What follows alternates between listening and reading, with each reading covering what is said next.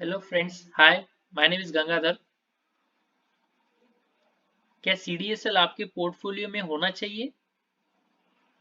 यह company central depository services limited एक market infrastructure institution है जो कैपिटल मार्केट स्ट्रक्चर का हिस्सा है। यह कंपनी सभी बाजार सहभागियों, exchange clearing corporation, depository participant को सेवाएं प्रदान करने में काम करती है और इसका नेट प्रॉफिट 52.17% से बढ़कर 420 करोड़ हुआ है। इसका पी रेशियो 63.46 है। स्टॉक अभी रेजिस्टेंस लेवल पर है। आरएसआई 62 दिखा रहा है। ब्रेकआउट के संकेत मिल रहे हैं।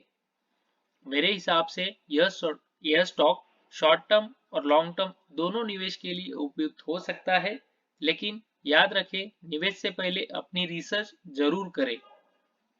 ऐसे और अपडेट्स के लिए चैनल को फॉलो करें और कमेंट में बताएं आप किस स्टॉक की एनालिसिस चाहते हैं। Thank you.